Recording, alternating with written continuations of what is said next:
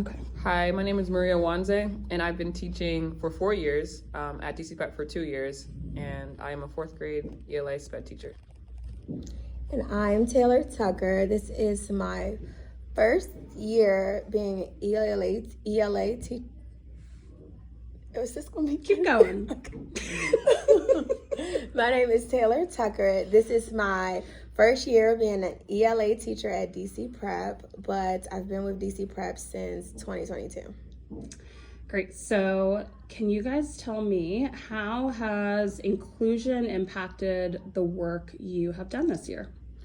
I think inclusion has impacted every part of our work. I think that honestly, we actually worked together like a year prior, and so we already had that mindset of like we had to do everything as a team, knowing that we had to have like really good communication, we had to be flexible, and I think when it came to the kids, we were always teachers for the students. Right, all teachers for all students. Like that was our motto for the year, right? Like there is no that's your student to worry about, or this is my student. No. We observed since last year and this year that the students all have ranges of needs, and we realized that yes, we're coming into the school with like my role as a SPED teacher and her role as a lead teacher, but oftentimes that doesn't mean like we have specific groups that we will never change out. And so we realized from the beginning of the year to the end of the year that the best model was to approach it. Yes, everyone in their original groups, so the small group setting and the general setting in the front. But oftentimes we realized that some of those general education students had gaps that matched my small group setting. So oftentimes they were coming and starting with me, and over the course of the year, they were going to Miss Tucker's. And sometimes one of my kids in my small group, Faith Banks, she actually, for the most part, spent most of her time by the end of the year in the general education group up front because she improved so much in my small group.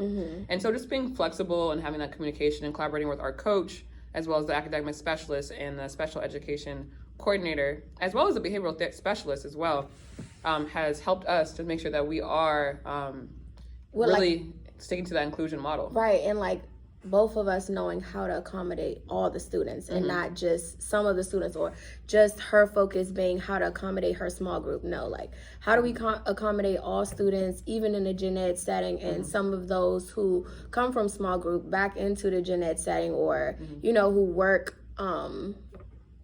just to be able to work in any setting or with any teacher in the classroom. Definitely.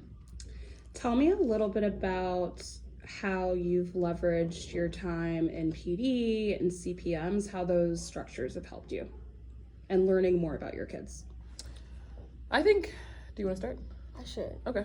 I would say, honestly, for me, it came with looking at student work, and then when we would go back to our CPMs, really asking our coach, okay, how do we make sense of this? How are we grouping kids? What is the rationale behind the coaching? What is it that we want them to get to?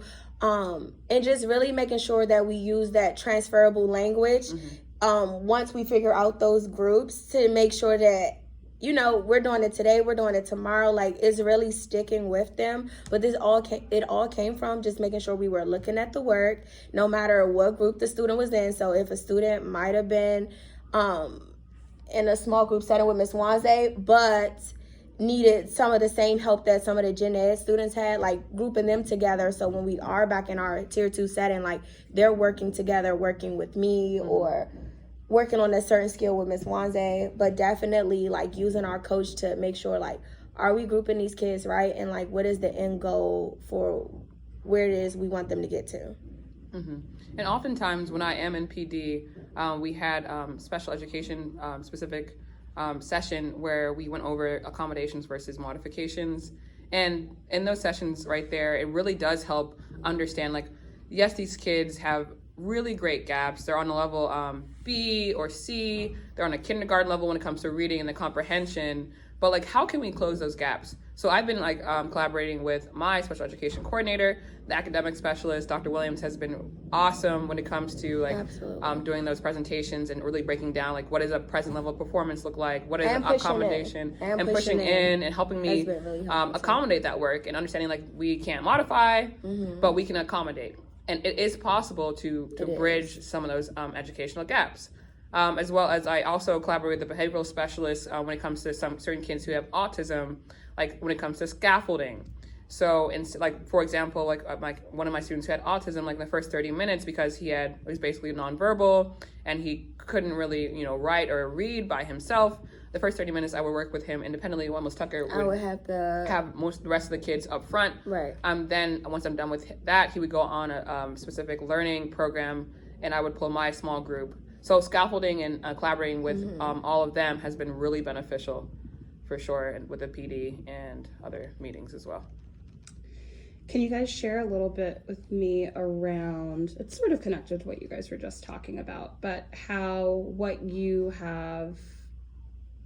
you've used like individual planning time together, time with Sierra, time with different leadership team members.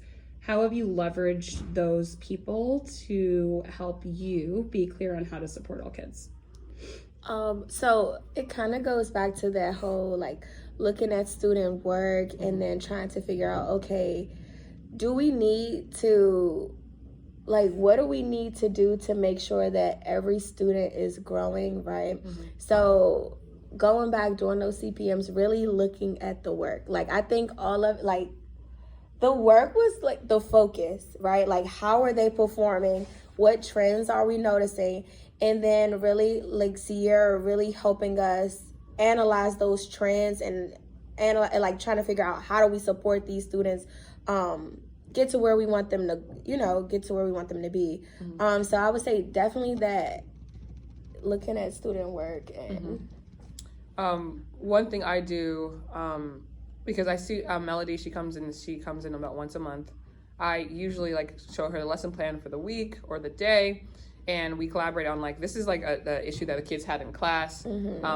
She has great knowledge and help with how to accommodate and what ways we can different strategies we can use. So I take that information I have with Melody and then I talk to Miss Tucker about it. Right, and we collab on because I don't work with Melody, but still I think that it's a testament to our co-teacherness and how well we work together. But some things that she will talk about with Melanie, she'll come back and we'll talk about it and okay, how can we fit this to work better for all of the students in the classroom, or what adjustments do we need to make to the work for tomorrow? How do we make it better, or how do we make this clearer and so it's not as complicated and it's just simple, straight to the point. So definitely us collaborating too has helped. Definitely. And individual, she does her own lesson plan, I do my own lesson plan, and then we come together after talking with Melody or Miss Ray.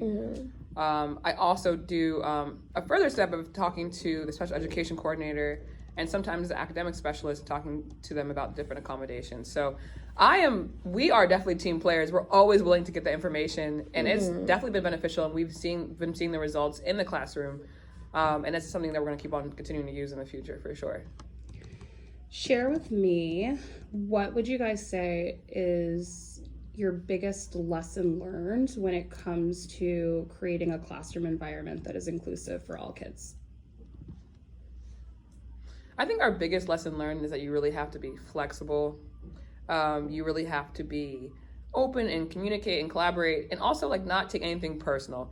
We're all about when we present each other with different ideas. It may not always be on the same type of teaching style, but knowing that we need to try different teaching models together to figure out what works the best for our classroom, because we had to go through about 2 or 3, if not 4. A bunch, all of them. We had to go through all the teaching models. And honestly, it almost seemed like every time we were focusing on a different thing, whether we were focused on main idea for a couple of weeks, evidence for a couple of weeks, we were using different teaching models throughout those lessons. So sometimes today, parallel teaching might work best, but tomorrow, no, I need to have a group, she needs to have a group. Or sometimes she might need to have half the class, I might need to have half the class. So the biggest aha or lesson learned was, you have to be flexible. You cannot do this job and not be flexible, because the students that show up, they might show up like this today, but they might not show up like that tomorrow, right? So how do we make the adjustments, being the leaders of the room, right? So flexibility, you gotta be flexible, and during PD, really taking advantage of the time where we go with our ELA, our content leader. And she talks about like how the different certain students are performing. So she groups them, and Ms. Tucker has like 2 groups. You know, that oftentimes changes, and I have 2 groups. But just knowing that often is shifting. So like Ms. Tucker was saying, teacher model change, the groups change constantly. Being flexible, but also stay committed in like the work. Right. Yes, it's constantly changing, but that's not a bad thing. It's not. But you just know like the students are growing, they have different areas that need more growth. And so like just understanding like, okay, we're in this together, we're collaborating, we have to be flexible, and we've seen the results. Right, because being flexible honestly made it easier for us. Like we didn't feel like we were stuck in one way and this one way wasn't working. Like knowing how to adjust for I mean any and everything that's thrown at us. Definitely. I'm gonna throw one more random question at you guys. It's not that random though. Okay. If you, and it can be about any student, tell me like when you have to, if you had to like say this is a student who I think like has really shined because they're in an inclusion classroom, like who is a student you think of and what do you kind of think, what's the story of that? Who's the kid? Amir Young. Amir Young. Amir Young is a gen ed student. However, he benefits a lot from small group instruction. So what we did in Georgetown, we noticed it the first couple of weeks of school, and after a couple of weeks, he started working with Miss Wanze. He would work with Miss Wanze in a small group. He had difficulties with his writing. What else? I mean, attention, comprehension, because he would move so fast. He would move too fast that he wasn't even understanding what he was doing. Honestly, it was just he needed everything to be. He needed chunk work. He did. We had to slow down. He needed everything slowed down. Definitely. Because when the work was slowed down, he was excelling. I mean, he was honestly doing super well. He was like one of our most improved students. So now, as it got to the end of the year, because he was able to learn some of those, what would you say? Those skills and strategies working with Miss Wanze, he kind of, gradually came back to like our whole group setting. And he was fine, Definitely. He was fine. Honestly, the strategies and the skills that he learned working with Ms. Wanze helped him excel more in the gen ed setting. But he's a gen ed student, so you know what I mean? Like, that inclusion class does work for every student. And honestly, I think definitely it was really important that Ms. Tucker and I both had in mind that we didn't have just certain kids stuck with us. Right. All the kids were our kids. And that looked like, again, collaborating, looking like a student like Amir Young. He had these gaps, and the goal was always for him not to be always in my group, but to always eventually go back to the general education group and be able to use those strategies that he took in small group and go back in that setting. And I think that he and a few other students that we had over the course of the year have been an example of how, with our inclusion model and how we are team players and we collaborate. Again, I've been saying that word, but it's been so important and faith with the kids and seeing them grow. So I would say definitely Amir Young has been a great example of that. Great. Any like final big like tips you would have for someone who is like either struggling with inclusion or like new to inclusion? I would say like lean on your co-teacher, right? Like honestly, I feel like I wouldn't have been able to have this year that I've had without Miss Wanze. And that's just from us working together, even when it got hard. You know what I mean? Like, we knew what the goal was at the end of the day. Like, we're here for the students. So really leaning on each other, like that's we're partners in crime. It's about me. And honestly, it's not always going to be sunshine and rainbow. It's sometimes we disagree with our teaching styles or different things like that. But what really has kept us moving forward and, still doing the goal, meeting the goals, is just being flexible. Like, sometimes I am more flexible, like when Sucker really wants to do something, then try it out. I'm flexible in letting that happen. Then we talk about it. Sometimes. And we talk about it after, We do. Because I think collaboration is how we talk out, like, any type of, like, maybe, like, bumps or, like, things that we see that's not really working. And how to like make it smoother for us, because it can be kind of like stressful to keep on trying those different teaching models. We understand that, but we have found, I would say, like the biggest advice would be flexibility and collaboration, structure, right? Very strict when it comes to we're the ultimate strict, but like I think very clear classroom expectations. Yes. You come in, you're doing this immediately. Yes. We have found like the routines have eased when it comes to like managing the classroom, because I think in inclusion it can oftentimes feel overwhelming with like the behaviors or the academic gaps. And I think to help mitigate that, having a very structured routine and also collaborating with more than just us, the academic specialists, the behavioral specialists, and the classes be the teachers before us Yep. who also teach the same students. Yep. So collaborating with them, making sure that we all have like the same systems and expectations in place, really helps with these inclusion classes where we're dealing with a wide variety of students and how they learn. And Miss Ray, as well, our coach has been great as well. Like just so having that outside, like that upper support with admin as well, has actually made it so much more bearable. But you have to be willing to ask those questions and say like, hey, like I need help with this. It won't come like they won't know that if you need some help or you need like some way to keep on like pushing forward without you saying it. Right. And you know, as a teacher, like over time, I have grown, because I used to be more of a reserved, quiet my first couple of years of teaching. But now I've gotten to the point where this is the strategies or the advice that I would give anyone going forward to make it effective. You have to collaborate. You have to be flexible. And if you have anything that you want to talk about with your coaches or the admin, I think you should do it. I think you should do it too. Definitely. And I also think that what really helps too, this is my last thing, is coaches seeing you in action as opposed to like you going back and saying, hey, this is what I did. No, come see me in action, which I will say Ms. Ray does a lot.